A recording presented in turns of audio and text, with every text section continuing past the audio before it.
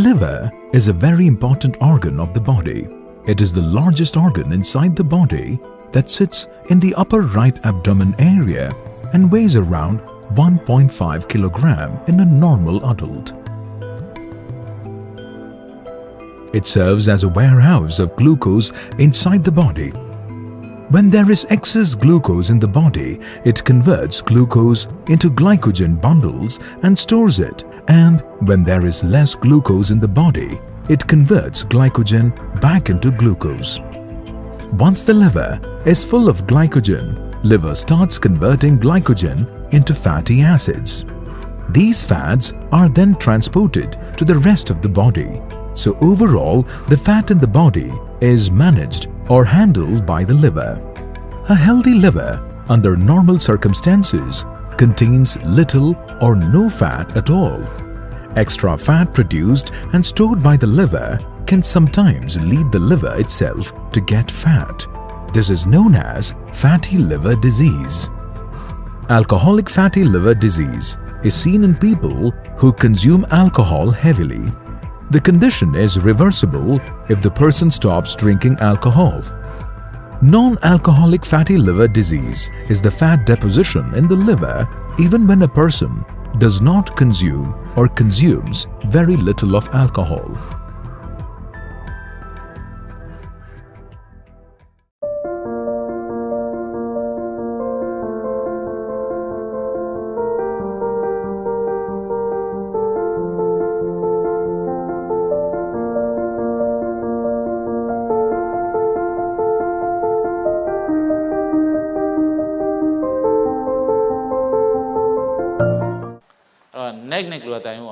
Antidote for overdose of the alcohol, drugs, toxic chemicals, heavy metals, mercury, lead, and any toxic problems, the NCI system, infusion and period. There are annals of hepatology 2009. Now the alkalinity, alkalinity, you see the man, you want to live on my palama. Now the see them alkalinity pala. Alkalinity time synthesized from the liver, amino acid lysine and methionine in Tobido. No lysine methionine division to alkalinity and no. I do essential energy from the fats and carbohydrate supplies energy to immune cells, increases their endurance capacity so that the system does not strain under stress. Can I issue on any little bit? Alkalinity to the amino acid and the total protein the mu the on any resolution. Deficiency is common and greatly contributes to liver diseases. Alkalinity by the compound now inhibit alcohol induced fatty liver development, reverse biochemistry and clinical abnormalities and hepatitis. Now protect against the ammonia precipitated encephalopathy effective protects mitochondrial function and hepatocarcinogenesis. Not the war, gastroenterology, gastroenterology, not all on Paris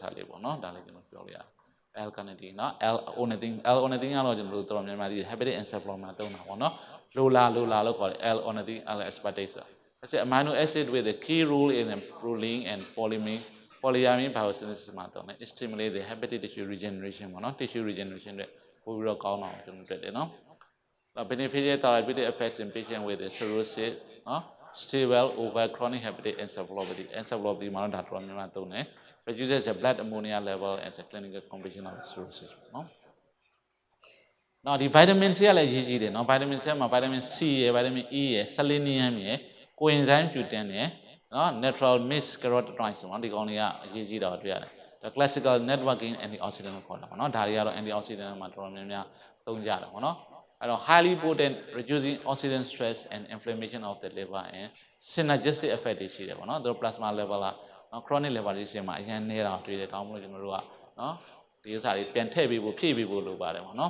supplementation greatly improves the liver function. ALD, AST, the fibrosis score, steatohepatitis, fibrosis score. Selenium protects against cellular DNA damage. Essential for activity of the glutathione, peroxides, coenzyme Q10, vitamin C and E.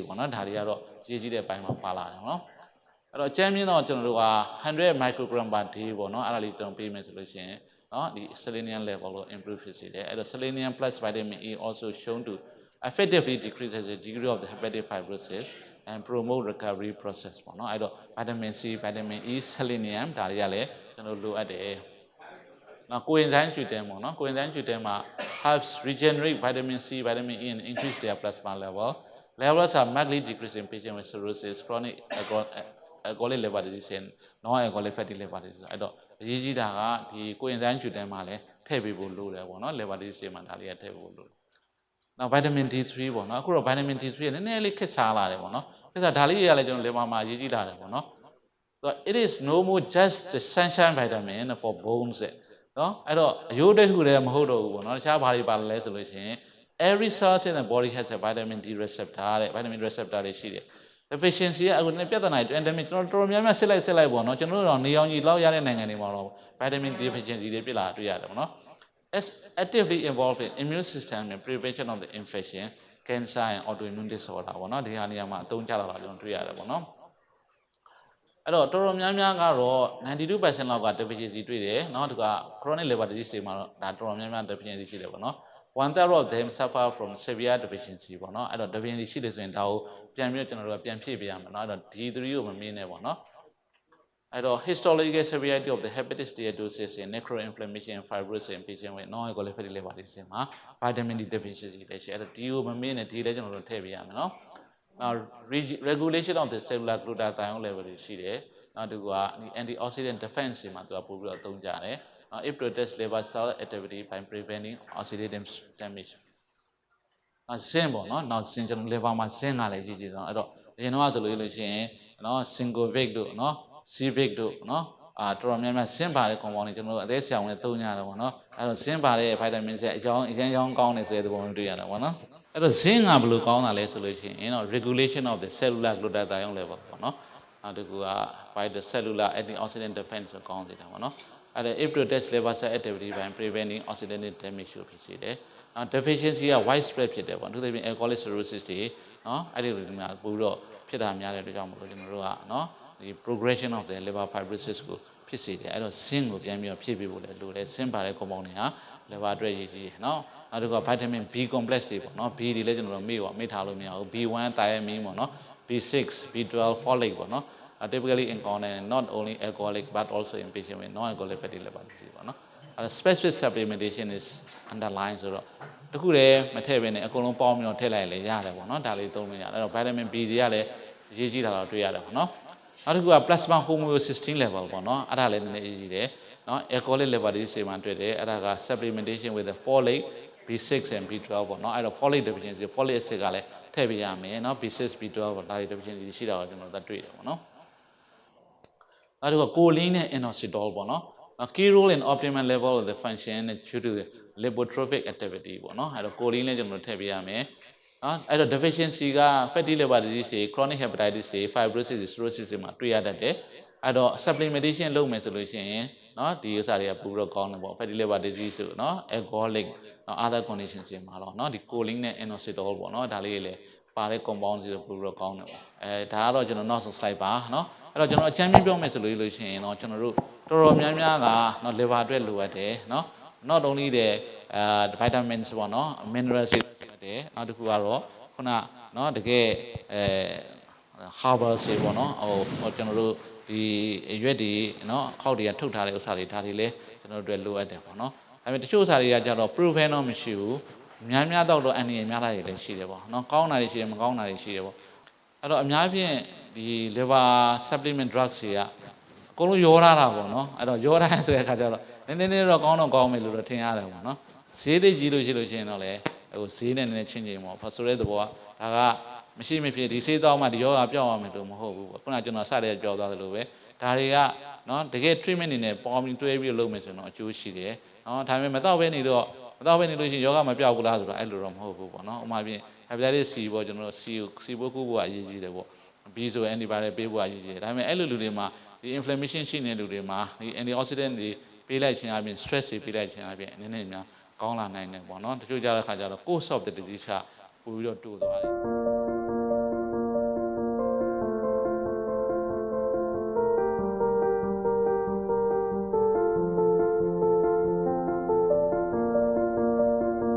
CFAM, caring for well-being.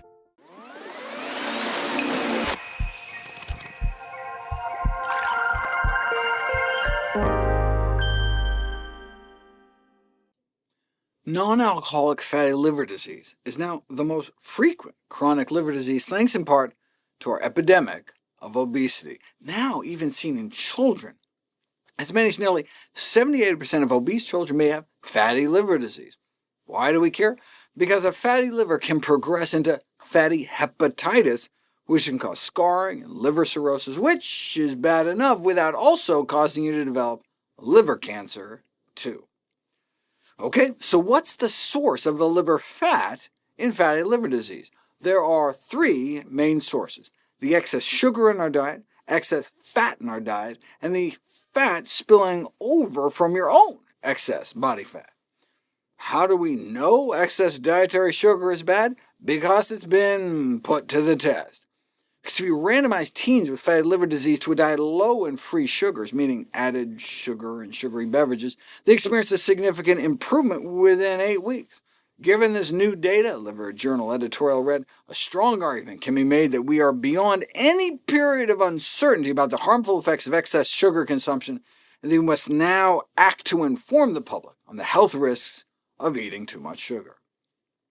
How do we know excess dietary fat is bad? Because it's been put to the test. Randomize people to the same low-calorie diet, but one that's low-fat versus one that's high-fat, and within just 2 weeks, the low-fat diet decreased liver fat by 20%, whereas the same number of calories on the high-fat diet increased liver fat by 35%. On the low-fat diet, insulin levels went down about 15%, and on the high-fat diet, insulin levels went up about 15%. Low-carb and ketogenic diet advocates are always talking about how you have to eat more fat, less carbs to keep your insulin levels down, but the exact opposite happens when it's actually put to the test. Even a single high-fat meal not only increases liver fat, but also insulin resistance. Within 4 hours, your whole body insulin sensitivity can drop by 25%, so your body has to pump out that much more insulin. As the accompanying editorial put it, a single fat dose packs a punch. So to help prevent or treat fatty liver disease, patients should limit or avoid eating fat-rich foods. While more long-term clinical trials are always needed, based on current evidence, we would recommend a diet low in fat, notably saturated fat, so low in meat, dairy, and junk, and low in refined carbs, notably soda. Saturated fat is not only more metabolically harmful for the human liver than unsaturated fat. Saturated fat is more harmful than straight sugar. If you overfeed people with 1,000 calories of saturated fat, like cheese and coconut oil, unsaturated fat, like nuts and olive oil, or sugar, like soda and candy, overeating 1,000 calories a day of anything isn't good for you, but the saturated fat increased liver fat 55%, significantly more than the unsaturated fats, with the candy coming in between. So in terms of weight loss, although beneficial, certain diets can actually cause or exacerbate this disease, such as a very low-carbohydrate, high-fat diet, whereas those eating healthy plant-based diets may lower the risk of fatty liver disease. For example, the consumption of legumes, beans, split peas, chickpeas, and lentils,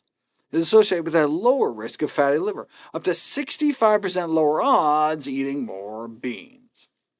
Now in this study, they weren't looking at people eating strictly plant-based diets, just more or less so. It's harder to study those eating completely meat-free diets, since they currently represent just a small segment of the U.S. population. But